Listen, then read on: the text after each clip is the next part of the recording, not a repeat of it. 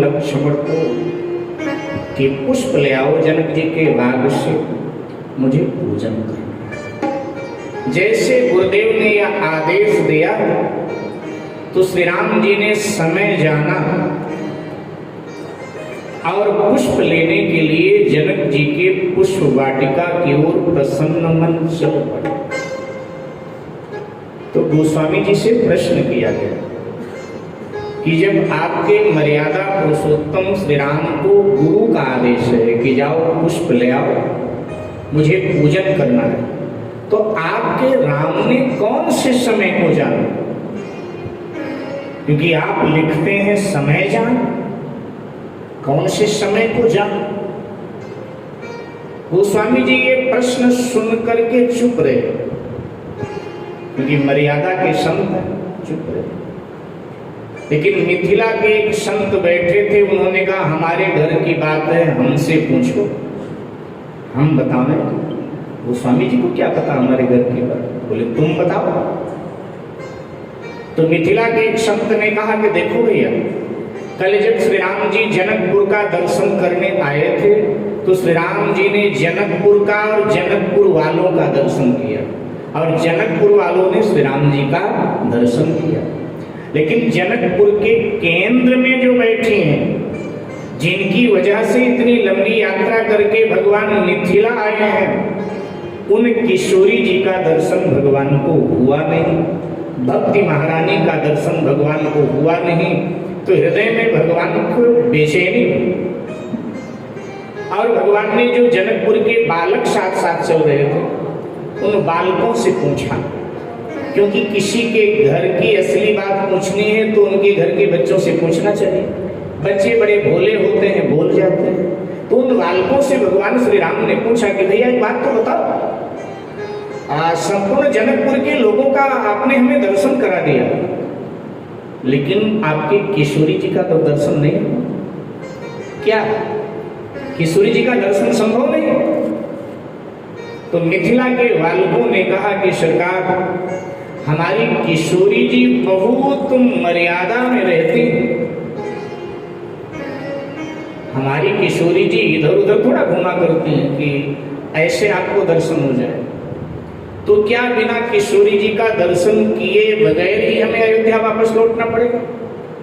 तो बालकों ने कहा, प्रभु अगर कल प्रातः काल थोड़ा जल्दी आप उठ जाएं, थोड़ा परिश्रम कर लें, तो कल प्रातः काल की वेला में हमारे किशोरी जी का दर्शन आपको हो सकता। कैसे? बालकों ने कहा कि प्रतिदिन ब्रह्म वेला में हमारी किशोरी जी महल से पैदल सखियों सहित वाग में आती। जनकपुर नगर के बाहर बाग है जनक जी का, उस बाग में सरोवर है, सरोवर के तट पर जगदम्बा का मंदिर है, देवी का मंदिर है। तो नित्य ब्रह्म वेला में माने प्रातः काल में किशोरी जी अपने सखियों सहित आते हैं जगदम्बा का पूजन। अगर कल प्रातः काल ब्रह्म वेला में आप बाग में आ गए तो हमारी किशोरी जी का दर्शन आपको हो जाएगा, अन्यथा तो असंभव है। सरकार आ जाइएगा ना सुबह सुबह, इस बहाने शहर भी हो जाएगा और हमारी किशोरी जी का दर्शन हो जाएगा। अब भगवान को बड़े संकोच वाले, भगवान रात भर संकोच में डूबे रहे कि बार बार गुरु जी से कहना कि मैं घूमने जा रहा हूँ, ये तो अमर्यादा होगी, अशिष्टता होगी। कैसे प्रातः काल कहूँगा गुरु जी से कि मैं आज भी घूमने जाना है, मुझे बाग देखने जाना है, ये तो अमर्यादा होगा। ये मन में चल रहा था, लेकिन सदगुरु तो अंतर्यामी होता है, वो शिष्य के मन की ऊहापोह को पकड़ लेता है। तो विश्वामित्र जी ने मानो पकड़ लिया और प्रातः काल ही आदेश दे दिया कि बेटा जाओ, मेरे लिए पुष्प ले आओ, मुझे पूजन करना है। जैसे गुरुदेव का आदेश हुआ तो श्री राम ने वही समय जाना। कौन सा समय? कि किशोरी जी के भी बाग में आने का यही समय है। तो दो काम हो जाएंगे, एक पंथ दो काज होगा। पुष्प भी गुरुदेव के लिए पूजन ले आऊंगा और किशोरी जी का इस बहाने दर्शन हो जाएगा। प्रसन्न मन भगवान श्री राम लक्ष्मण जी के साथ मेरे भाई बहन चल पड़े और विदेहराज जनक के बाग के द्वार पर पधारे। द्वार भीतर से बंद है, तो भगवान के कदम रुक गए। लक्ष्मण जी पीछे थे, बोले चलो ना सरकार, रुक क्यों? बोले भाई बाग का द्वार बंद है और बाग का असली मालिक माली होता है। अब माली आए, बाग का द्वार खोले, फिर माली से आज्ञा लेकर के हम पुष्पों का चयन करें। लक्ष्मण जी ने कहा सरकार हमें भी आज्ञा की जरूरत है क्या? अरे हम तो राज्य के मेहमान हैं। तो भगवान श्री राम ने कहा मर्यादा पालन सबके लिए जरूरी है। हम राज्य के मेहमान हैं तो क्या मर्यादा पालन हमारे लिए जरूरी नहीं है? अरे मेहमान को तो और अधिक मर्यादा का पालन करना चाहिए। इसलिए माली आए, द्वार खोले, फिर आज्ञा लेकर के प्रवेश करें। प्रतीक्षा कर रहे हैं भगवान द्वार।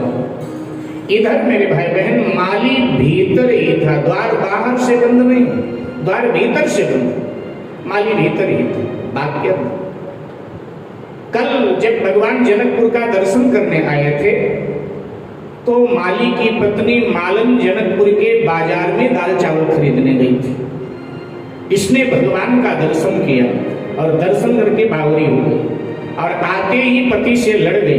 काम काम काम, रोज काम में लगे रहते, कल काम बंद करो बाग का और यहाँ से सीधे जनक जी के भवन में जाओ। भगवान स्वयं जनक जी के भवन में विश्वामित्र जी के साथ ठहरे हुए हैं, कल सब काम छोड़ो, जाकर के भगवान का दर्शन करो। माली ने कहा सुन मेरी बात, ये जो जनक जी के बाग का काम है ये मैं पूजा के भाव से करता हूं, क्योंकि ये कर्म जो मुझे मिला है इसको मैं पूजा के भाव से करता हूं और मैं अपने कर्म को ही अपनी पूजा मानता हूं। और अगर मेरा कर्म ही मेरी पूजा है तो तुझे तो भगवान का दर्शन करने के लिए मिथिला के बाजार में जाना पड़ा, लेकिन मैं कहीं नहीं जाऊंगा। अगर कभी भगवान भ्रमण करते हुए बाग में आ गए, कृपा कर दिया तो यही दर्शन कर लूंगा, नहीं भगवान जाने, उनका काम जाने। मुझे जो कर्म मिला है मैं अपने कर्म को पूजा के भाव से करता। जैसे ये बात भगवान ने सुनी, भगवान ने द्वार खटखटा दिया कि पागलों द्वार तो खोलो, हम तो तुम्हारे द्वारे पर खड़े हैं। तू आवे पग 8 तो मैं आऊं पग 60। ये घोषणा है भगवान की। जैसे माली ने द्वार खोला, अनंत कोटि ब्रह्मांड का नायक, चराचर जगत नियंता, परात्पर ब्रह्म खड़ा है सामने। माली दौड़ करके भगवान के चरण पकड़ लेता है। भगवान ने माली को उठाया, अपने बाहों में भर लिया और अब भगवान ने माली के चरणों में हाथ लगाकर चाचा कहकर जैसे माली को प्रणाम किया। माली के आंखों से प्रेमाश्रु बहने लगे। प्रभु ये क्या कर रहे हैं आप? कहाँ आप श्रेष्ठ कुल के, उच्च कुल के रघुवंशी क्षत्रिय, और कहा हम निम्न कुल के माली। भगवान आप मुझे प्रणाम न करें, आप मुझे प्रणाम। भगवान ने कहा कि देखो, कोई जाति छोटी बड़ी नहीं होती, व्यक्ति अपने कर्म से बड़ा बन जाता है और व्यक्ति अपने कर्म से छोटा बन जाता है। आप आयु में मेरे पिता के तुल्य हैं, इसीलिए मैंने आपको प्रणाम किया है। माली ने कहा सरकार आदेश करें आप मुझे, मैं क्या सेवा करूं? ऐसी भाषा केवल आप ही बोल सकते हो प्रभु, और विश्व का कोई राजकुमार ऐसी भाषा बोल ही नहीं सकता है जैसा आप बोल। क्या सेवा करें प्रभु? आदेश करो। भगवान ने कहा कि आदेश नहीं, निवेदन है।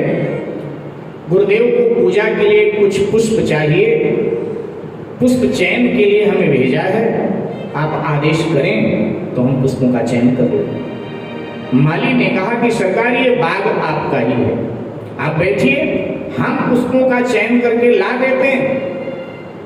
तो भगवान ने कहा कि नहीं, पूजा के लिए पुष्प चाहिए, इसलिए मैं अपने हाथों से ही पुष्पों का चयन करूंगा, अपने हाथों से। और जब ये कहा कि मैं अपने हाथों से चयन करूंगा तो उसने कहा सरकार बाग आपका ही है, जितना चाहिए आप ले लें। और यहां से भगवान आगे। मेरे भाई, जैसे ही भगवान आगे बढ़े उसी समय जनक जी के बाग में वसंत ऋतु का निर्माण, अचानक वसंत,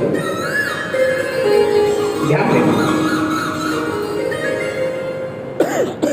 मौसम था उस समय, ऋतु थी शरद ऋतु, लेकिन अचानक शरद में कौन आ गया? वसंत आ गया।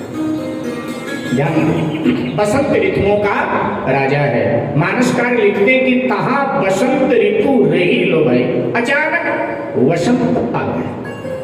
हर कलियां झूम झूम कर भगवान को अपनी ओर आमंत्रण दे रहे हैं, इधर आइए, मेरा चयन कीजिए, मेरा चयन कीजिए। अभी सूर्योदय नहीं हुआ।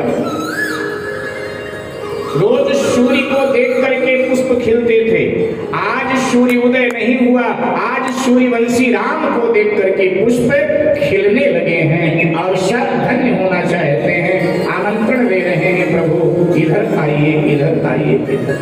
मेरे भाई बहन थोड़ा सावधानी से सुनिएगा। भगवान आगे बढ़े और जैसे भगवान आगे बढ़े